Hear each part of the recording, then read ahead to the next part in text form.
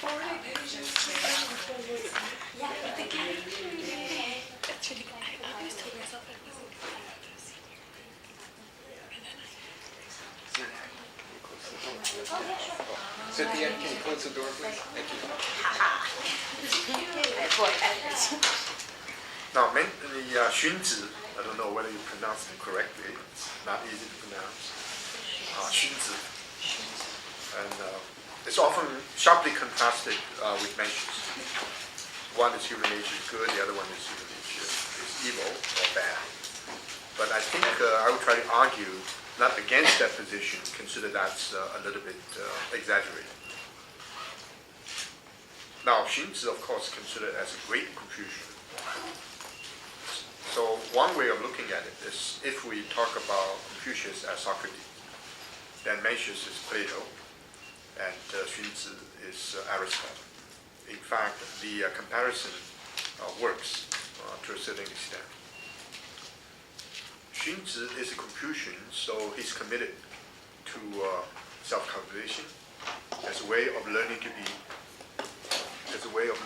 human. Maybe push this so it will not be loud. No, just the yeah, this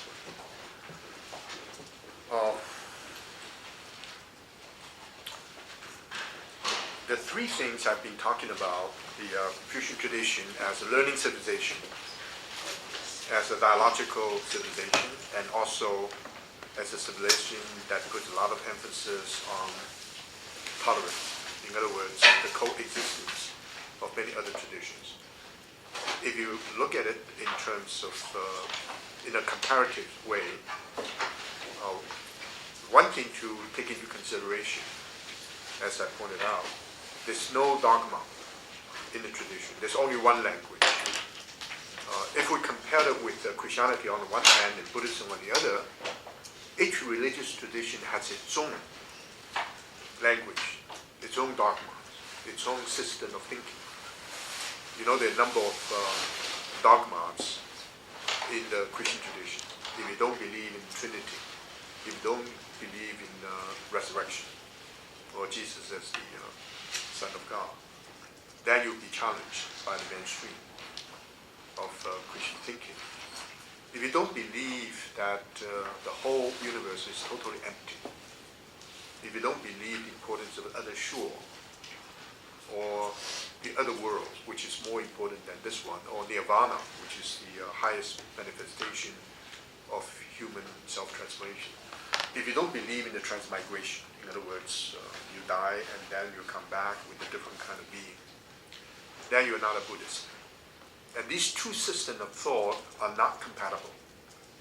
So dialogue becomes very important, otherwise there will be clashes of different kind of civilization. Yes? In Confucianism, you do believe in humanism, right? Well, you're human. So if you don't believe in humanism, you can't be a Confucian saying human beings are simply other forms of animals. In fact, there's a very strong argument in the Confucian tradition that human beings, 99%, are animals. So you can't say you don't believe in humanism, but if you don't take a human being seriously, then it's difficult to be part of the Confucian world. Yeah, but I guess I'm just putting there. Can you say that the dogma of Confucianism is to take humans seriously? Yeah, absolutely. But my position is that each and every statement made in the Confucian tradition is open to argument, open to debate. So no document simply in the sense there's nothing you have to take for granted. In other words, you have to have some faith in the correctness. That's the difference. Okay. And yet, the range of possibilities is very wide, and you have radically different positions about human nature, Xunzi and Mencius.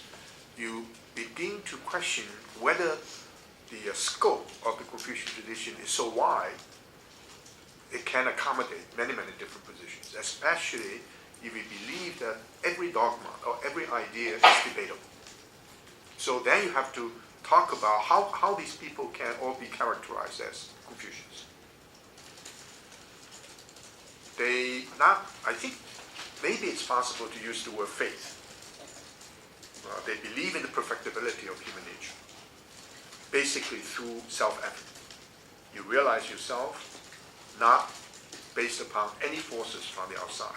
Therefore, they all take seriously learning for the sake of the self and self-effort. Now, Xunzi talks about human nature as evil, and yet he believes in the perfectibility of being human.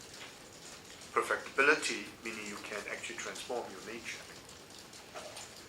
He will argue that transforming the nature is the proper way of learning to be human, to be authentically human. Now, it's important to take into consideration when I say every dogma is debatable, it doesn't have the implication that there are no basic orientations.